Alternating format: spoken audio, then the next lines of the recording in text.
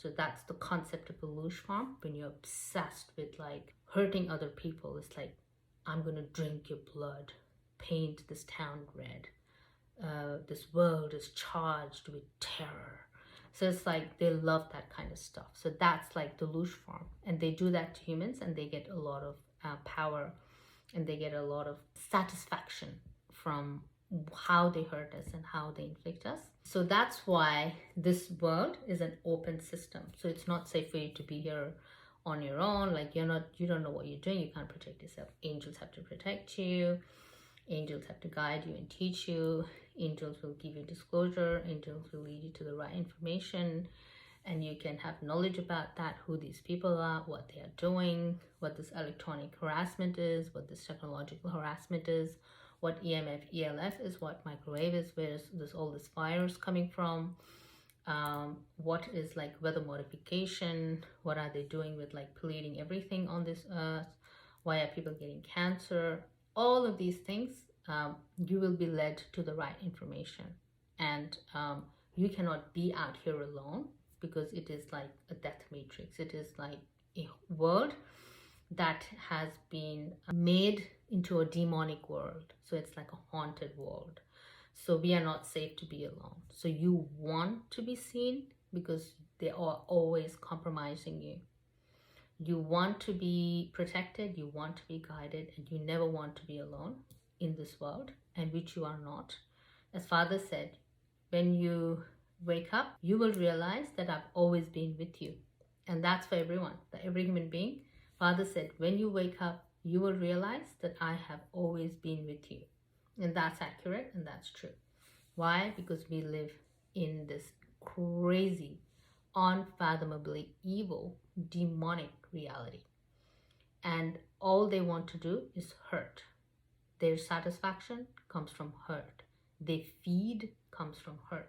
You think the celebrities and the politicians are satisfied with their status? You think they're satisfied with their millionaire, billionaire status? That's just one small, tiny fraction of like their satisfaction, which is like ego. They need that. They're like, I'm a billionaire, I'm a millionaire, look how I am. I have this big butt and I have a lot of money. They want that, but at the same time, their actual siphon comes from hurting other people. So they pretend to be billionaires and like wear all this nice clothing, like this is my silk garment from Japan, and it's like I paid $80,000 for this top, and look at my hair, it's so nice. So they want to do that. They want to present it in that way, like pristine, like my teeth are like perfect and my skin's perfect and it's glowing, and look at my perfect makeup. So they want to be like perfect, prim and proper. Like that's what they show to the world. But that's like only 1% of that. That's nothing. That's just like a fake superficial layer. But deep down, they are wanting your praise. They are wanting your attention. And they're begging. They're basically begging. So it's a louche. Anything they do is a louche. So whether they are wearing nice clothes and they're like, look at my dress, and everyone's like, wow, that's like a form of louche as well. It's like, oh, they loved my dress, they loved my makeup, I got 20,000 likes for my makeup, I got 20,000 likes for like the dress that I wore yesterday, and I put it on Instagram and Facebook. That's your louche.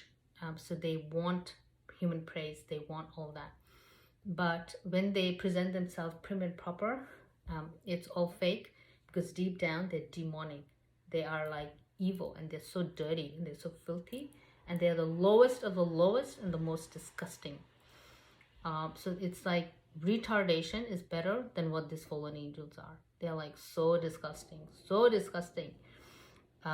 It cannot be explained, and it's never enough. Like, doesn't matter how much praise you give them, doesn't matter how much murder you give them, doesn't matter how many children they eat, doesn't matter how many animals they rape, it doesn't matter. They're never satisfied. They keep doing it. They keep want more disgusting things, and it is so disgusting, so disgusting. And that's the world that we live in. Not the whole world, but that's let's say 50% of this reality is disgusting, which is like night and day. You have like the day and you have night. and that duality, dark and light. So it's like equal.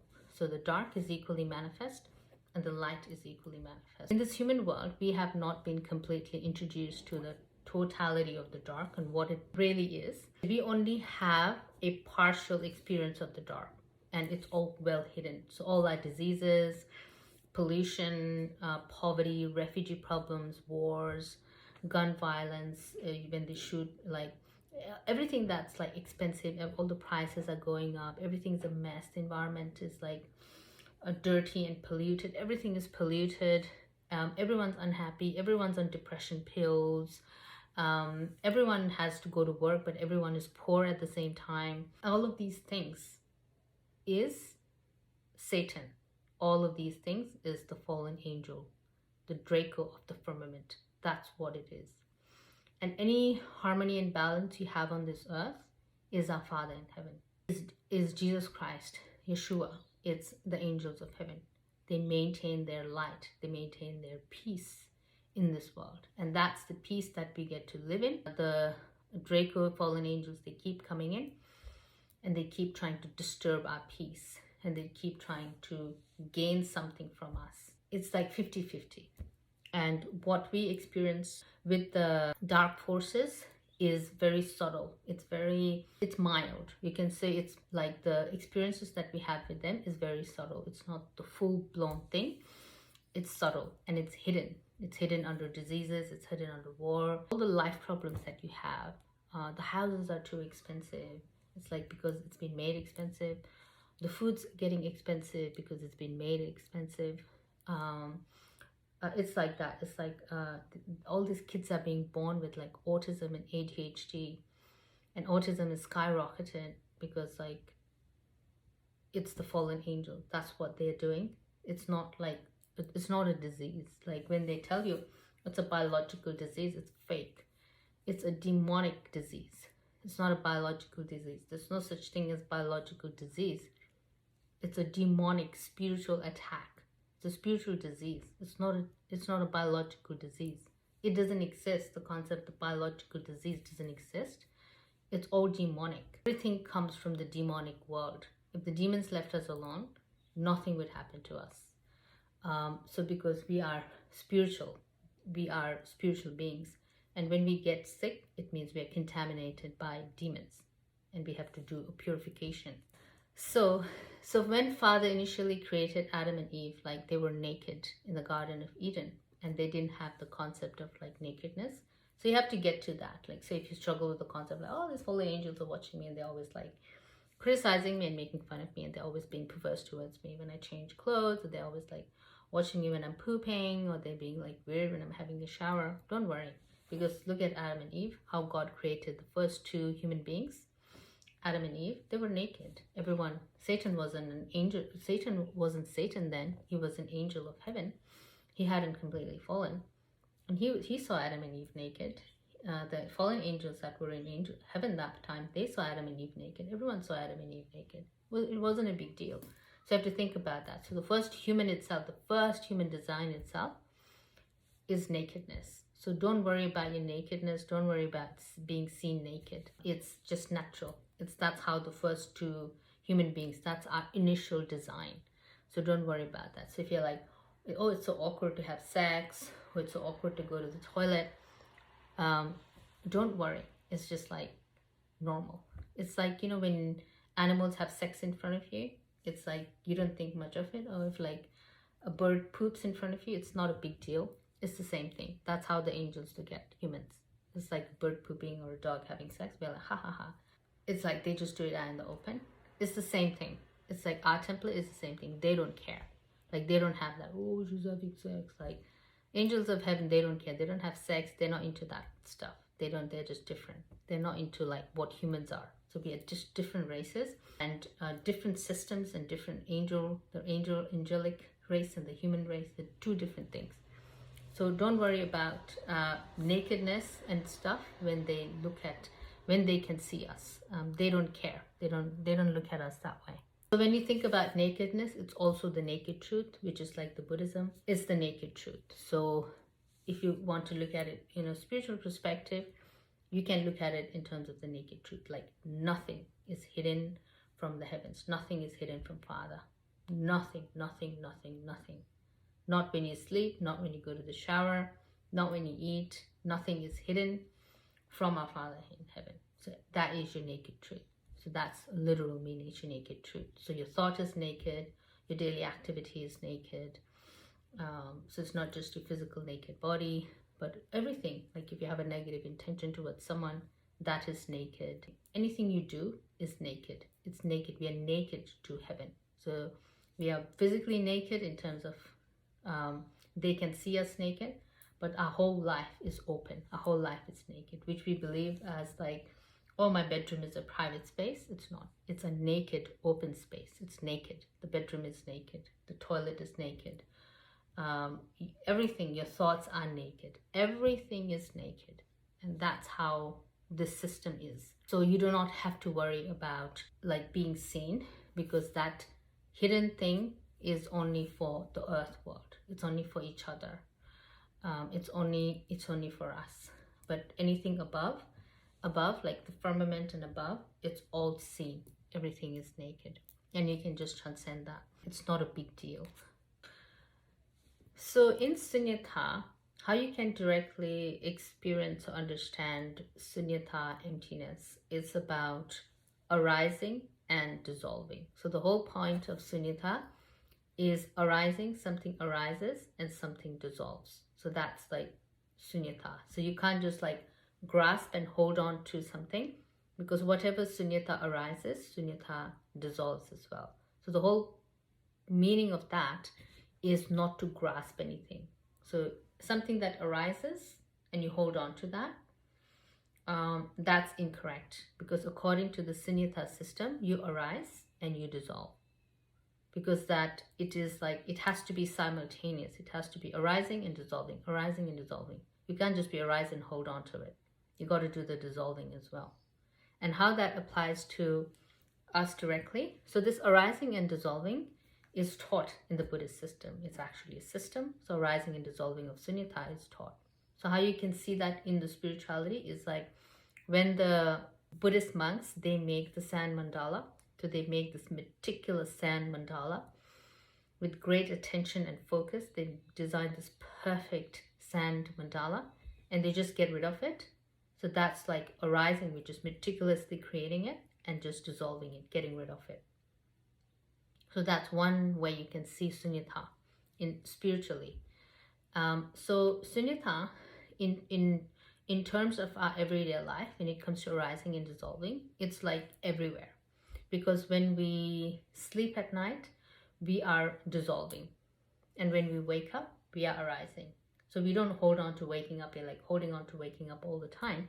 We have to dissolve. We have to go back to sleep and dissolve. That's arising and dissolving of Sunyata.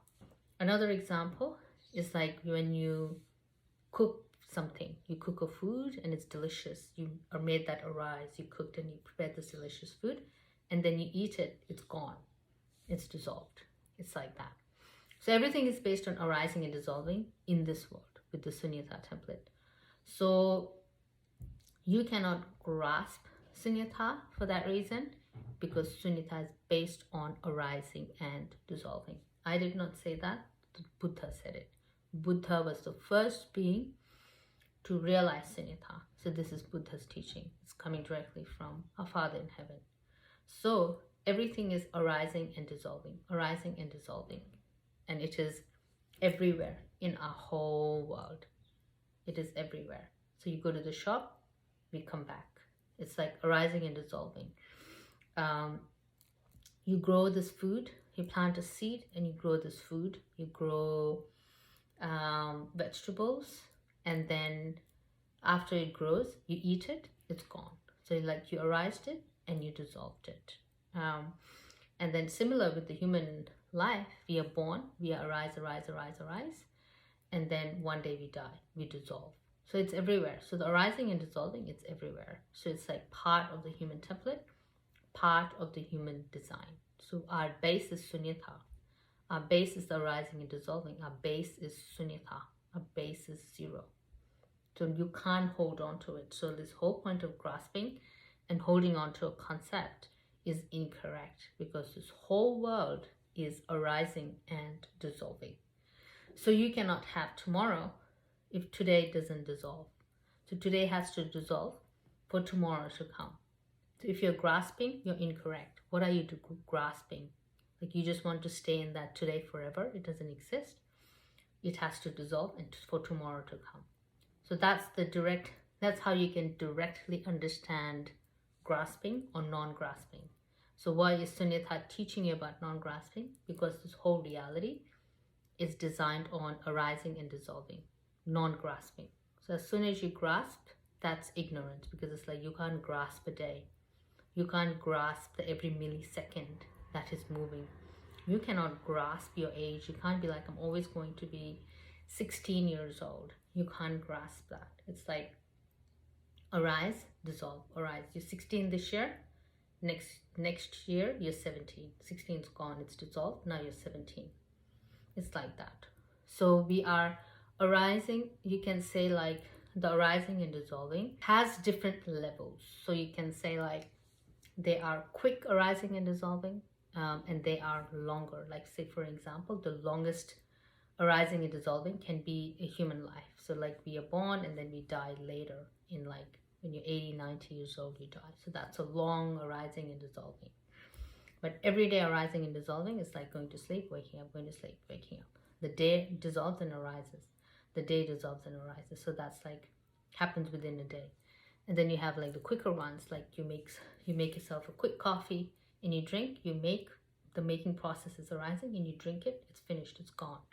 And then you can find quicker arising and dissolving. Like speech can be quicker arising and dissolving as well. Like we say one word, that's gone, and we say another word, we say a sentence, that's gone, then we say another one. So that's like arising and dissolving. So arising and dissolving has like obviously different levels and different lifespans, different lengths, different lifespan, different levels.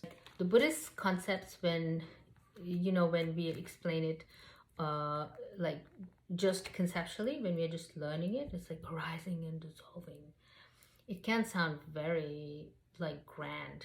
It's like, wow, like when you cannot connect it directly to this world. But when you directly connect it to this world, then everything is so simple. And it's directly like you're doing them. So that's how you know it's real, because you're doing them. So it's not like they're trying to teach you, like Buddha is trying to teach you something abstract and something that is outside of this reality. Buddha was born in this world to learn the system of this world. So the Sunyata is the system of our earth. It's unique to the human species and it's our system. They don't have arising and dissolving in heaven. They don't have that, because they are just like, they never die. They never go to sleep. So it's a different system there. Maybe they have a little bit of arising and dissolving, because if they eat, then there is like some arising and dissolving component there. Because I think the angels, according to the scriptures, they eat manna. So everything is based on arising and dissolving. You start something and you finish it. Even this day starts and it finishes at night, and tomorrow comes. The arising and dissolving is in the time. It's timed.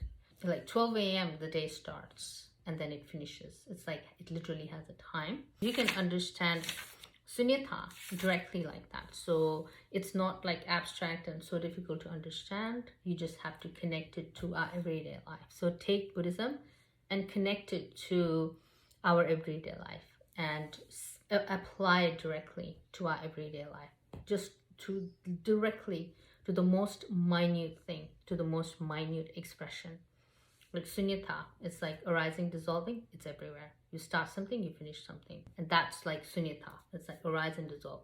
You have to do that. That's how they practice Sunyata, with the arising and dissolving. Utpanna and Sampanna, they say.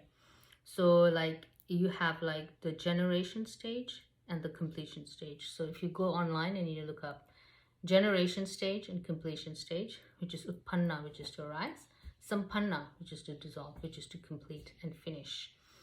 So within the Tantra, you do the generation stage and the completion stage. Within the Tantra, you do the arising and you do the dissolving.